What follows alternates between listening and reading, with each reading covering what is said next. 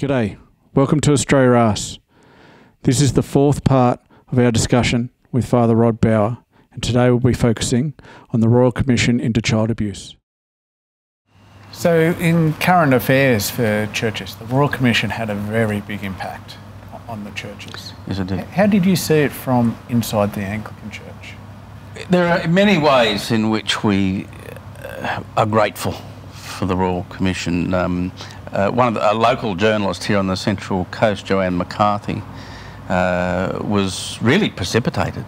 Some of her reporting in the Newcastle Herald really was one of the precipitating forces that moved Brought it out into the open. Moved Julia Gillard to call. And I often say to Joanne McCarthy that she's the saviour of the church, because people talk about the Royal Commission bringing a crisis to the church. I don't think that's true. I think the church was already in crisis because we weren't able to deal properly with the issue of child sexual abuse, and it was that process that enabled that to happen. And so it was painful for everybody. It was painful for, especially painful for survivors.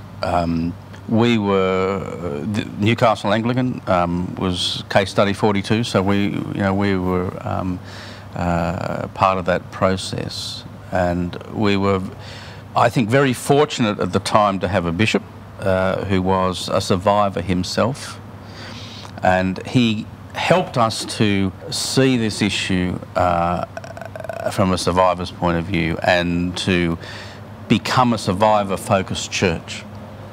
The trouble with institutions is all institutions, not just churches, but all institutions will move to protect themselves if they feel threatened. Yeah. That's just normal behaviour. Bishop Thompson enabled us to find a different way, and not to move into self-protection, but to stay survivor-focused and say we will do everything we can to redress what has happened in the past, but also, and equally importantly, to ensure that, to the best of our ability, that those crimes are never committed again. Yeah, and so it's I think we are a church that is now, along with other churches, highly conscious of how we provide safe environments for vulnerable people. So what are some of them changes that you've seen in your new ministry with the schools and whatnot? What are some of the changes you've seen? So the selection, part of my portfolio, the selection and training of clergy is an important part. So how we enable leadership to be highly conscious of protection of vulnerable people, how we train and enable our parishioners, anybody who does anything in church, whether it's be a kids ministry person, Sunday school teacher, even the welcomer on the door, has to be trained and screened. So everybody has to have working with children checks, and so they need to be appropriate people to start with in that space, but they also need to be trained for safe ministry. They need to be able to look out for things that are a bit of concern, and have the right processes then to alert people if they have a concern, that can be properly investigated. What has come out of this process, I think, not only for churches but I think for all community-based organisations, is better screening and better training, and I think we are across the board a much safer place for vulnerable people than we were before the Royal Commission. I know a lot of voluntary organisations nowadays have removed that requirement from themselves and rely a lot on the police now. So there is no internal investigation and then handing it over to the police. Yes, that's correct. Is that something which is also in the Anglican Church? Absolutely, yes. If it's straight to the police. Anything of a criminal nature is straight to the police. That's how we work, and let them handle all that. So our professional standards people are highly focused now in the area of creating safe environments. Yeah. So one of the things which I picked up from the Royal Commission was a lot of issues being moved on, and we see that in most workplaces today. You know, a person which is a problem will be moved into another department. How has the Anglican Church tried to stop that and really identify the problems and focus on them straight away? So we have a national register. So it's not possible for someone who has offended to be moved on. It's simply not possible, and not possible for an offender to even function as a priest or any other volunteer for that matter. Yeah. So there's a national register. Nobody can be moved from one place to another. In fact, even a layperson who's has offended somewhere has to be highly monitored. And aren't allowed on church property unless they are willing to be highly monitored. Yeah. And so in some churches there's a whole defrocking process or a removal. Is that something which also happens in the church? Yes, indeed. If the offence warrants someone being deposed from holy orders, then that will happen, and this happens. Has happened and will continue to happen. And we certainly want, as priests, we want that, because if someone has offended against a vulnerable person, then they've brought our profession highly into disrepute. Yeah. And so we don't want anybody in our ranks who is not the person of the highest integrity. So all professions, you're only as good as your lowest common denominator. Absolutely. Yes, and the priesthood itself has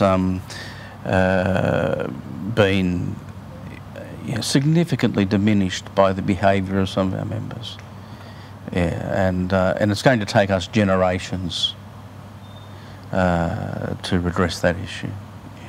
Yeah. You talked about redress. How is the Anglican Church managing that redress for the survivors? Mm-hmm. So we are part of the National Redress Scheme along with other churches and other organisations. So that is managed at arm's length from us.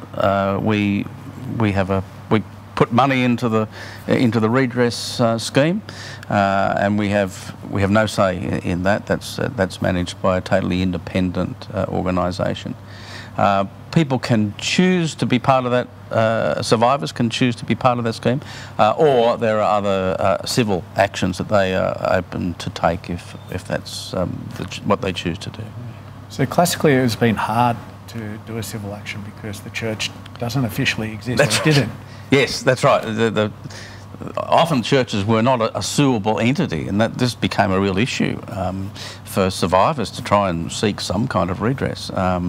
And so, churches have now made sure that they have suable entities where people can go to seek some redress as well. And certainly we are committed, as the Anglican Church is committed, to making sure that survivors are able to go through those processes and to receive just compensation.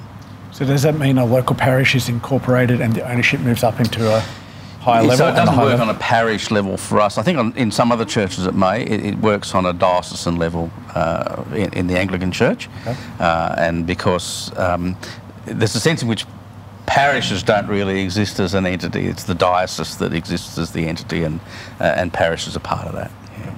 So if there are survivors, how should they approach this redress? So if somebody's watching this and this has raised an issue for them, certainly contact some counselling services and get some support. Contact the denomination. They all have professional standards contact numbers on their websites.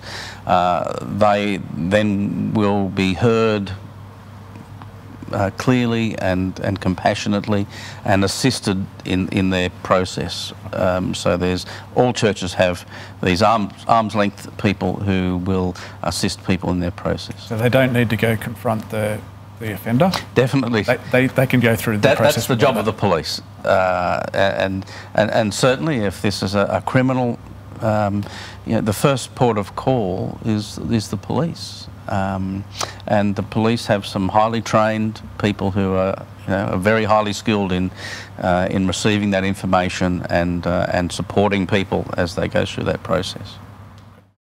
Thank you very much for listening today. That was part 4 of our discussion with Father Rod Bauer. Please hit like and subscribe. Part 5 will be our discussion with Father Rod Bauer on the Central Coast Council and his views.